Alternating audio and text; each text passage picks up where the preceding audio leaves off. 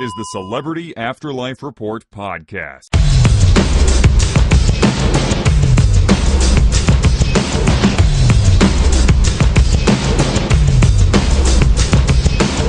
Hello, hello, hello. Merry Christmas. Happy Kwanzaa. I don't know, whatever you say for Hanukkah. You know, is it Ramadan? I don't know. Whatever you celebrate, have a good one, okay? It is I, the celebrity medium, with the final Celebrity Afterlife Report, not forever, just for the year 2017. I'm going to give you a quick roundup of some of the big stories that happened this year, just to kind of catch up the late arrivals, just so you can head into 2018 knowing what happened.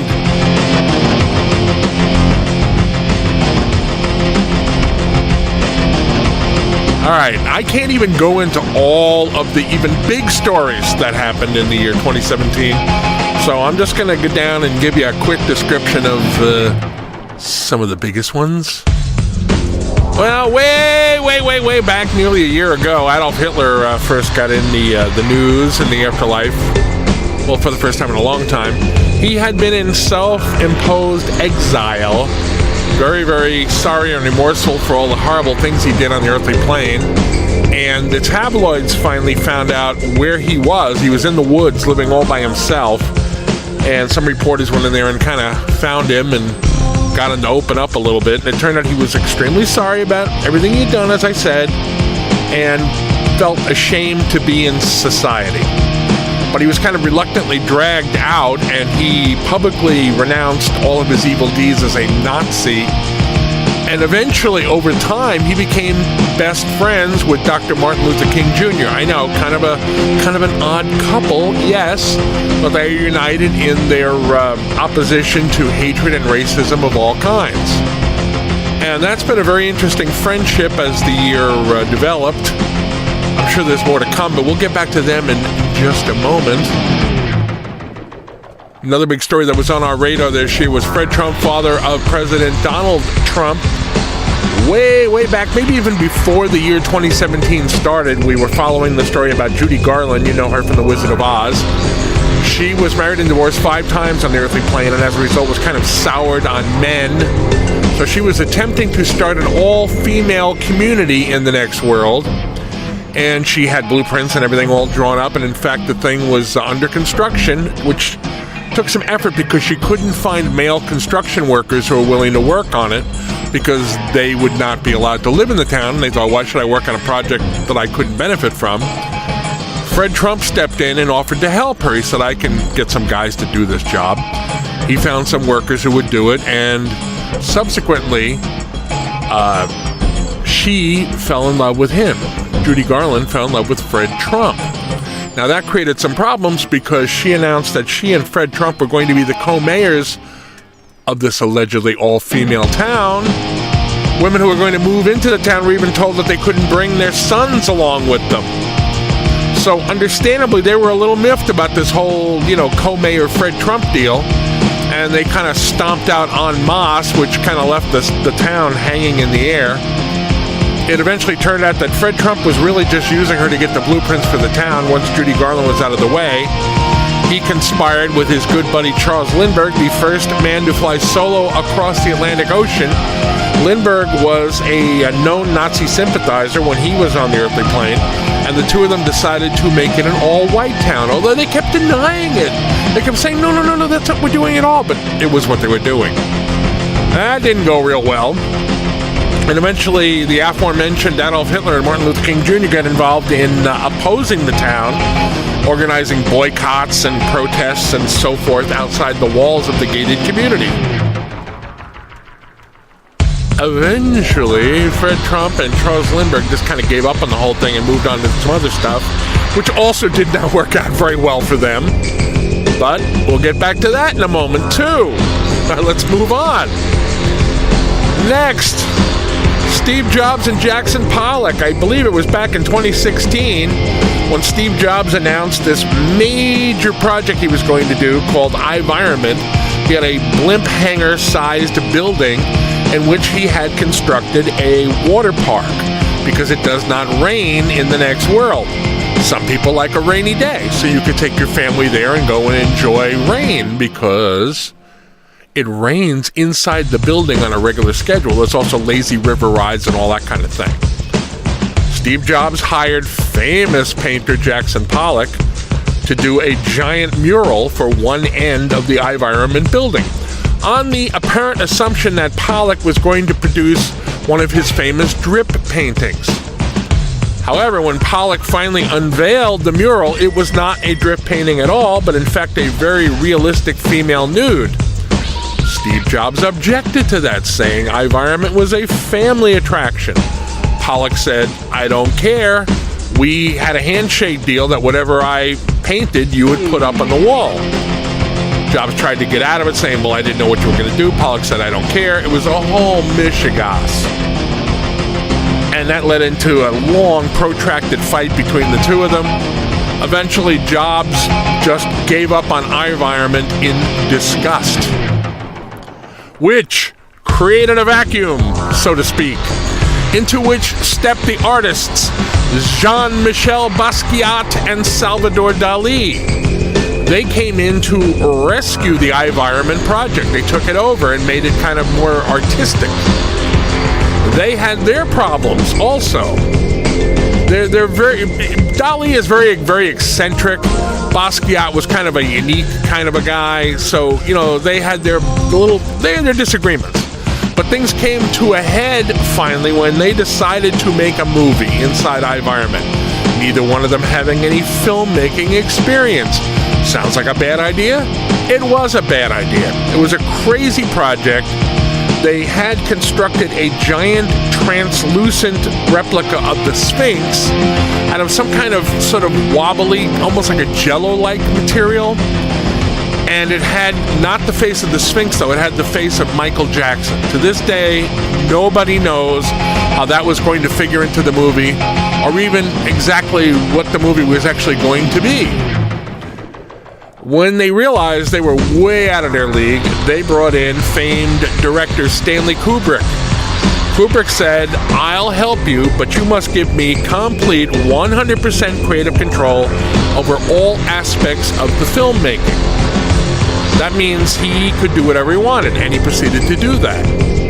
It also meant he controlled basically the area in which the film was being made, i.e. environment. Eventually, he kicked Basquiat and Dali out of their own building, which was not a happy thing for them, as you can understand. He ended up making a movie called Obsessive Behavior, which according to some people is an absolute masterpiece and perhaps the highlight of his entire filmmaking career, and according to others is an absolute train wreck, the plot of which you cannot follow. So take your pick. But that's where that ended up. He made a great movie, or a movie some people think is great, for which Salvador Dali is currently taking credit. He says he was the inspiration for the entire movie. Basquiat has not been heard from on the topic. The whole thing is, goofy. Next, we move on to Vince McMahon Sr. Those of you who have been listening to the Celebrity Afterlife Report for some time know that Vince McMahon Sr., who is the father of the Vince McMahon that we all know, the chairman of World Wrestling Entertainment, Vince Sr. started a Shakespearean acting company in the Afterlife. Originally, all the regular players in the company were former professional wrestlers. Some of them were quite good, I'm told. Some of them were, not so great, but it was an interesting cast and an interesting way to produce Shakespeare. And in fact, Vince McMahon is in partnership with William Shakespeare himself in running the company. Now, eventually, they kind of branched out and brought in some non-former wrestler actors, which created the problem that we're currently having. Joni Laurer, who wrestled under the name Chyna, you may remember her, she objected to that. Robert Guillaume, who you remember from Benson, he was the lead actor in that, and a lot of, I think it was Sports Night he was on, and he did a lot of other well-regarded things. He was brought in as an actor. Joni Laurer, kind of feeling her oats after she got a lot of critical attention for being the female lead in The Taming of the Shrew, got a little pissy about Robert Guillaume being in there. Apparently that was the straw that broke the camel's back. So she kind of went on strike. Now, as far as I know, she is still on strike from the company, which of course would like to have her back because they're coming off a hiatus to go back on the road to do more shows of The Taming of the Shrew. They'd like to have her back. Something's going to have to be worked out there. We don't know what that something is going to be. Next, Jim Morrison. Poor Jim Morrison. Former singer for The Doors. I'm sure you're aware of that. Jim was in a band called The Legends. The Legends had people in it like Jimi Hendrix and what's her face there, the singer whose name is escaping me at the moment.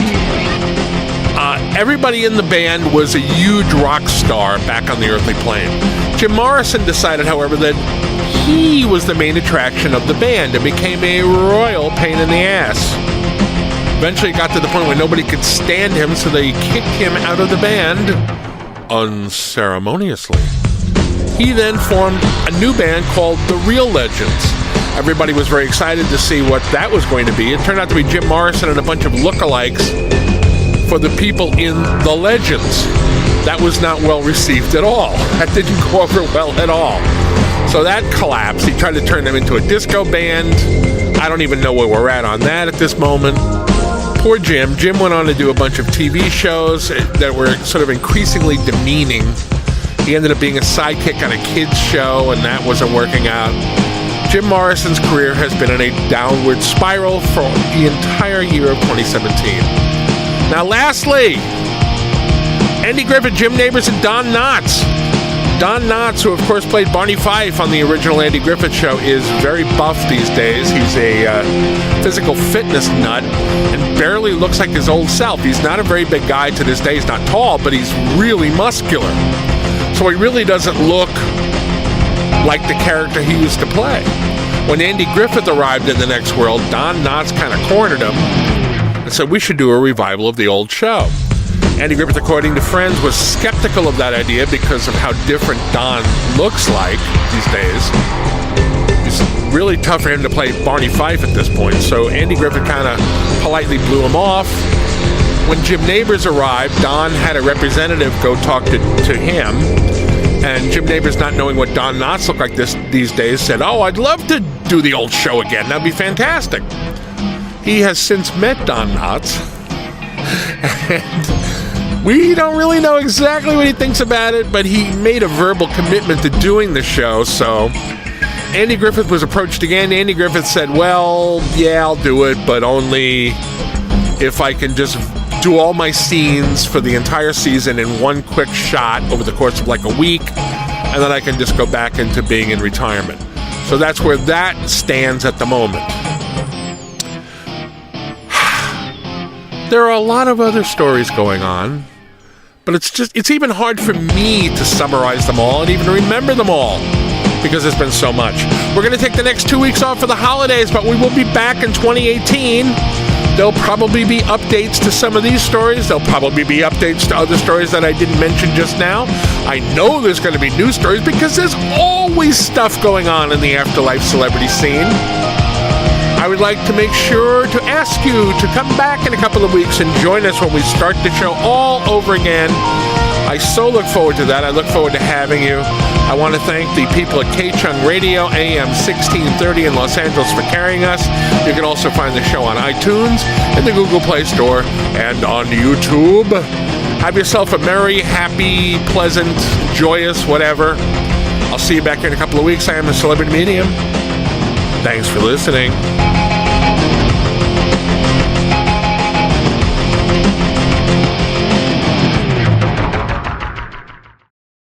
You've been listening to the Celebrity Afterlife Report podcast. To ask a question about your favorite deceased celebrity, call 818-3-MY-DREAM. 818-3-MY-DREAM. 818-369-3732.